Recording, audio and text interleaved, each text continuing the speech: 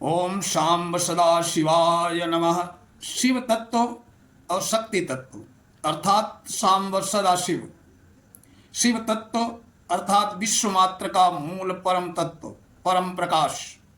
जिस प्रकार अग्नि तत्व विभु रूप में शमी, अरणि आदि गुप्त आदि पदार्थों में गुप्त है, उसी प्रकार शिव तत्व भी चित्त स्वरूप में प्रकाशमय होते हुए भी विश्व मात्र में निगूढ़ है।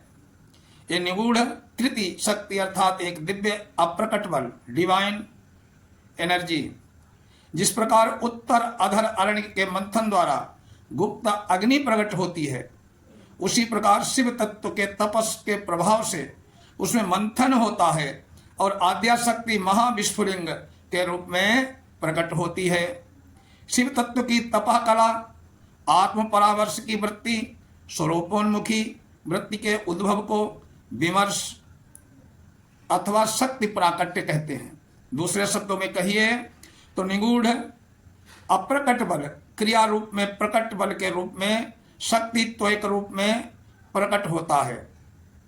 शिव तत्व प्रकाश ज्ञान स्वरूप है, उसमें जानने की इच्छा होती है, आत्म परामर्श का संकल्प उद्भूत होता है।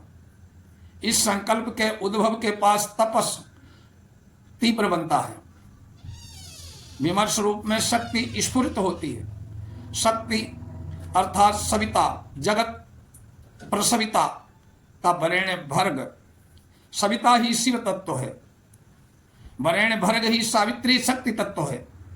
शिव तत्व परिपूर्ण अग्नि है, शक्ति उस अग्नि की प्रज्वलितास्था का एक महाविस्फुलिंग अर्थात शिव चित्त है। शक्ति चैतन्य है, शिव और शक्ति अविभक्त रूप में भजनीय है। शिव शक्ति ही एक ही तत्व के दो महास्वरूप हैं। चित्त के बिना चैतन्य नहीं, चैतन्य के बिना चित्ति अनुभव में नहीं आती है। चित्ति प्रकाश पराज्ञान प्रकाश के बिना जगत के किसी प्रकार पदार्थ की प्रतीति नहीं होती। चित्ति प्रकाश के बिना चैतन्य क्रियाशील अवस्था में आ नहीं सकता। जैसे चित्त के बिना चैतन्य नहीं, वैसे ही शिव के बिना शक्ति भी नहीं होती। ऐसा होने से चैतन्य बिना तपस, ईक्षणा, आत्म परामर्श अथवा विमर्श, शक्ति के बिना परम प्रकाश शिव स्वयंभू ज्योति उसका लिंग अर्थात चिन्ह है। वो ज्योतिर्लिंग रूप चित्त प्रकाश रूप शिव अनुभव गम्य नहीं होता है। शिव के स्वरूप को समझने के लिए शक्ति की उपासना अनिवार्य है और शिव के सानिध्य के बिना शक्ति की उपासना भी फलती नहीं है, साध्य नहीं बनती। इसलिए मंत्र शास्त्र में भी साधकों ने शक्ति की साधना के लिए शिवालय में ज्ञान निष्ठा में साधन सिद्ध करने का आदेश दिया है। तांत्रिक भी इस परम रहस्य का ही अनुसरण करते हैं। शिव और शक्ति अविभक्त रूप में ही भजनीय है, सांब सदाशिव के रूप में ही चिंतनीय है, अर्धनारी नटेश्वर के रूप में व्यवहरणीय है। सांब सदाशिव ही विश्व रूप में विराजते हैं, प्रकाश और विमर्श रूप में विलासित होते हैं। विश्व मात्र चिन्मय है, चित्त का प्रकट स्वरूप चैतन्य है। चित्त निष्कल स्वरूप में शिव तत्व है, सकल रूप में शक्ति रूप है। निष्कल रूप में निरुपाधिक चित्त तत्व सकल रूप में सोपाधिक चैतन्य रूप में भाषित होता है। चित्त चैतन्य बनता है, शिव रूप अध्यात्म शक्ति रूप आदिदेव बनकर विलास करता है। जगत मात्र सांब सदा शिव की लीला है, अर्धनारी नटेश्वर की नृत्य कला है। वस्तुतः चित्ति चैतन्य में अभेद है, शिव ही जीव है, जीव और शिव में अभेद है। शिव शक्ति की जय हो, सांब सदा शिव को नमस्कार हो। ओम नमः शिवाय। शिव और शक्ति ये परम शिव अर्थात परम तत्व के दो रूप हैं।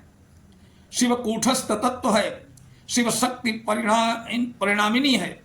विविध वैचित्र्यपूर्ण संसार में अभिव्यक्त शक्ति का आधार अधिष्ठान शिव है। शिव अव्यक्त अदृश्य सर्वगत एवं अचल आत्मा है। शक्ति दृश्य चल और नाम रूप के द्वारा व्यक्त सत्ता है। शक्ति नटी शिव के अनंत शांत और गंभीर वक्षस्थल पर अनंत कोटि ब्रह्मांड का रूप धारण कर उसके अंदर सर्ग स्थिति संहार की त्रिविध कला करती हुई नृत्य करती रहती है। अब प्रश्न होता है कि परमात्मा के इन दोनों स्वरूपों में सर्वोच्च और व्यापक ज्ञान के द्वारा मुमुक्षु को मोक्ष और अक्षय सुख की प्राप्ति किस प्रकार होती है। शिव का साक्षात्कार करना व्यष्टि भाव को लांघ कर ऊंचा उठना है। इस व्यष्टि भाव के अंदर उपाधि युक्त एवं व्यावहारिक जीवन का ज्ञान रहता है, जो अज्ञान एवं दुख का कारण है। शक्ति के चरणों में आत्मसमर्पण करना ही शिव के साक्षात्कार का साधन माना गया। जहां आत्मसमर्पण का अर्थ है कि देहाभिमान अथवा अहंकार बुद्धि में से सर्वथा ऊपर उठ जाना। जीवन के सूक्ष्म और स्थूल दोनों ही रूपों में जो कुछ भी क्रियाएं, परिवर्तन और चेष्टाएं होती हैं, सब शक्ति के ही कार्य हैं। और वो शक्ति ईश्वरीय तत्व है जो समस्त चराचर जगत में व्याप्त है, तो स्वयं के जगत के रूप में अभिव्यक्ति है। इस तत्व को समझने से अवस्था प्राप्त होती है। आत्मसमर्पण अर्थात व्यष्टि बुद्धि को शिव के समष्टि रूप तत्व में विलीन कर देने से जब आत्मा को परमात्मा के शिव तत्व का साक्षात्कार हो जाता है, तब उसे परम शिव के पूर्ण स्वरूप की समग्र रूपेण उपलब्धि होती है। जो शिव और शक्ति दोनों हैं, दोनों से परे भी है।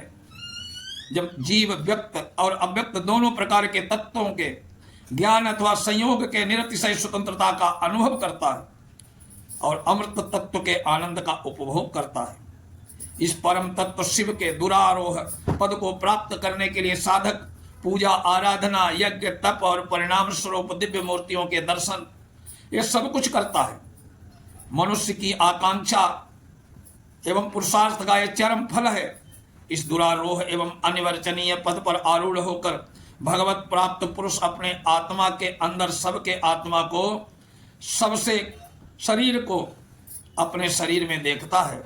उस परम तत्व के अंदर अव्यक्त शिव और शक्ति दोनों को सर्वथा विभिन्न रूप में, अभिन्न रूप में देखता है। ये स्पष्ट है कि जीव के लिए सीढ़ी, पहली सीढ़ी शांत स्थिर शिव तत्व के अगाध समुद्र में गहरा गोता लगाना, उसके अंदर अपने को विलीन कर देना, क्योंकि उस निर्लेप निर्विकार सत्ता शिव की वास्तविक एकता का अनुभव किए बिना प्रत्यक्ष में भिन्न और विरोधी प्रतीत होने वाले सारे पदार्थों की एकता एवं अभेद को बोध संभव नहीं है। शिव और शक्ति एक दूसरे से उसी प्रकार अभिन्न है जिस प्रकार सूर्य और उसका प्रकाश, अग्नि और उसका ताप, दूध और उसकी सफेदी। शिव की आराधना शक्ति की आराधना है, शक्ति की उपासना शिव की उपासना है। इन दो परस्पर विरोधी, प्रतिद्वंदी प्रतीत होने वाले तत्वों शिव और शक्ति की विषमता और विरोध का सामंजस्य ही परम तत्व का रहस्य है। इस पहेली को समझना और सुलझाना ऊंची से ऊंची बुद्धि वाले मनुष्यों की भी शक्ति के बाहर है। इस रहस्य को समझना स्वयं रहस्यमय बन जाना है। जानत तुम ही हुई जाई। ओम शाम शिवाय नमः।